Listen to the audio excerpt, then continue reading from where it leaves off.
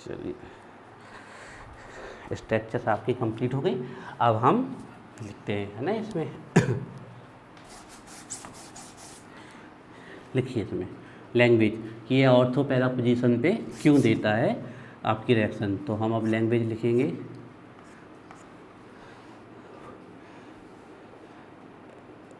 Hello arene,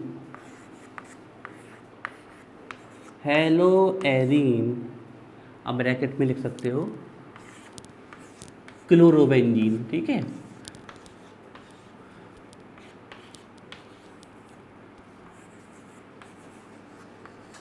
hello arene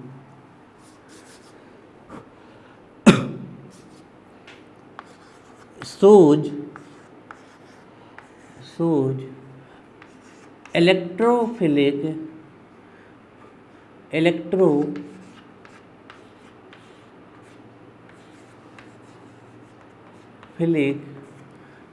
substitutions electrophilic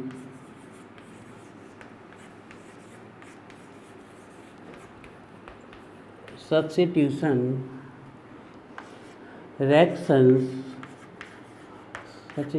reactions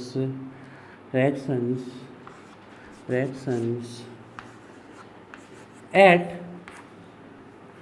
ortho, आप at भी लिख सकते हो, ऑन भी लिख सकते हो, ठीक है।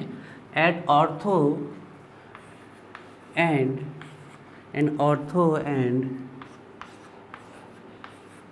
Para position, ortho and para position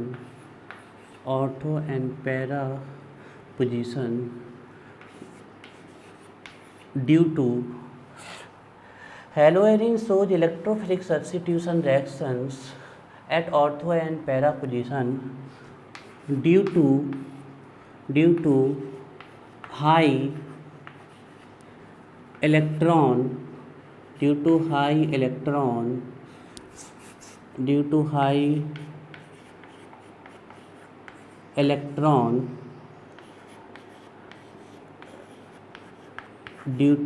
electron density. आप ब्रैकेट में लिख सकते हो negative charge, due to high electron density, आप ब्रैकेट में लिख सकते हो negative charge. Haloarene shows electrophilic substitution reaction in ortho and para position due to high electron density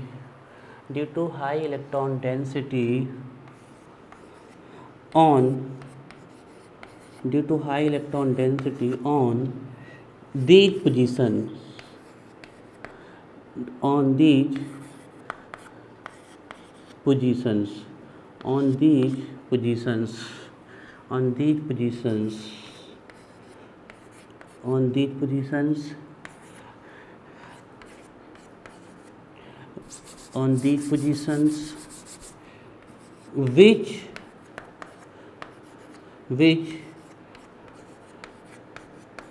take place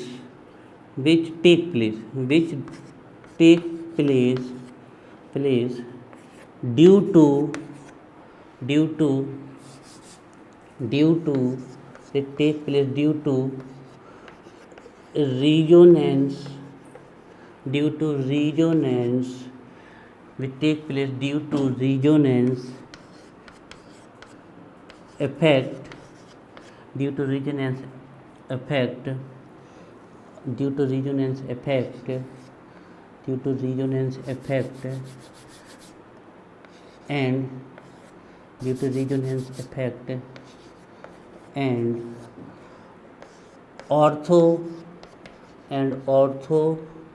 which takes place due to resonance effect and ortho and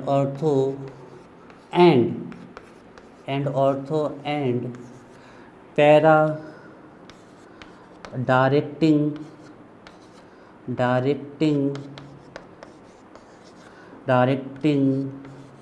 nature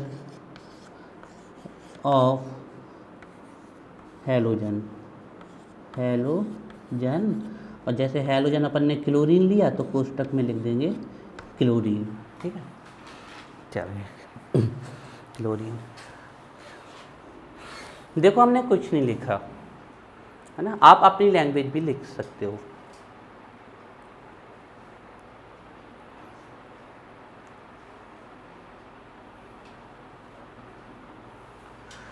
तो देखो हमने लिखा haloarene shows electrophilic substitution reactions at या on भी लिख सकते हो आप, at ortho and para position due to high electron density, या फिर negative charge due to high electron density, due to high electron density और negative charge on these positions. Simple बात। Haloarene electrophilic substitution reactions ortho and para position पे क्यों देता है? क्योंकि इन position पे क्या है, इलेक्ट्रॉन की डेंसिटी है, और इलेक्ट्रॉन पे कौन सा चार्ज होता है? तो नेगेटिव चार्ज की डेंसिटी है। और इलेक्ट्रोफाइल कैसे होते हैं? तो वो कहाँ अटैक करेंगे? Negative on these positions. और इन पोजीशन पे जो नेगेटिव चार्ज आ रहा है वो किसकी वजह से आ रहा है? आपके रिजोनेंस इफेक्ट की वजह से। ये रिजोनेंस हुआ ना, ये पाई इलेक्ट्रॉन का घूम जाना। और कौन से नेचर के कारण? इसके ortho and para directing nature. क्योंकि ये इलेक्ट्रॉन को ध्यान रखिएगा, कुछ एटम्स, मॉलिक्यूल्स और आयंस ऐसे होते हैं जो अपने इलेक्ट्रॉन को बेंजीन रिंग की तरफ घुमाते हैं, जैसे कि क्लोरीन और फिनॉल में। तो जब बेंजीन रिंग की तरफ घुमाते हैं ना, तो पोजीशन बनती है ऑर्थो एंड पैरा। लेकिन उल्टा भी होता है रिजोनेंस इफेक्ट। कुछ स्पीसीज ऐसे होते हैं जो इलेक्ट्रॉन अपनी तरफ खींच लेते हैं, वो वाला नहीं। तो हमने यही बताया है कि रिजोनेंस इफेक्ट हो तो रहा है, लेकिन वो रिजोनेंस इफेक्ट किसके डायरेक्टिंग नेचर के कारण हो रहा है? हैलोजन के डायरेक्टिंग नेचर। और ये हैलोजन किस तरफ डायरेक्ट कर रहा है? ऑर्थो पोजीशन की तरफ एंड पैरा पोजीशन की तरफ। तो अब आपको बिल्कुल रटना नहीं है। हैलोएरीन शोज प्रस्तुत करती है इलेक्ट्रोफिलिक सब्स्टिट्यूशन रिएक्शन एट या on ortho and para position due to high electron density on these positions, जो कि किसके कारण आई हैं? which take place due to resonance effect and ortho and para directing nature of halogen। अब यही question अब हम आपको देंगे, इसका आपको लिख के लाना है। कल हम क्वेश्चन लिख देंगे why phenol shows electrophilic substitution reaction on ortho and para position. Answer बन जाएगा, पूरा यही होगा। Phenol shows electrophilic substitution reaction ortho and para position due to high electron density on the position which take place due to resonance effect and ortho and para directing nature of halogen की जगह कौन आ जाएगा? OH group. बात समझ में आ गई? पूरा यही आंसर होगा। और जब हम स्ट्रक्चर बनाएंगे तो सभी एक चेंज कर देंगे। स्ट्रक्चर में यहाँ पर Cl की जगह हम क्या लिख देंगे? OH। और ऑक्सीजन के पास कितने इलेक्ट्रॉन होते हैं? 4। तो 1 और 2 और बाकी पूरा कॉपी पेस्ट। बात समझ में आ गई? तो यहाँ से एक तो रिंग के अंदर घूम जाएगा, तो यहाँ कितना बचेगा? 1, और इसके ऊपर कौन सा चार्ज आ जाएगा? बात समझ में आई? क्लियर हो गया? तो इस क्वेश्चन का आंसर आप लोग लिख के लाओगे फिनॉल का, ठीक है? इसका और हम रिएक्शंस करा, वो हम लास्ट में लिखेंगे क्वेश्चन, ये मतलब ऐसे ही रहेगा। अब हम रिएक्शंस करते हैं। ये आपका यहाँ पर कंप्लीट हो गया, ठीक है? क्वेश्चन का आंसर पूरी तरीके से कंप्लीट हो गया। अब हम इलेक्ट्रोफिलिक सब्स्टिट्यूशन रिएक्शंस पढ़ेंगे, ठीक है? अब हम पढ़ेंगे इलेक्ट्रोफिलिक सब्स्टिट्यूशन रिएक्शंस। ध्यान देख लेना एग्जाम में, अगर क्वेश्चन पूछे तो ये लिख के आना है, और अगर इलेक्ट्रोफिलिक सब्स्टिट्यूशन रिएक्शंस पूछे तो ये लिख के लाना है जो हम बता रहे हैं।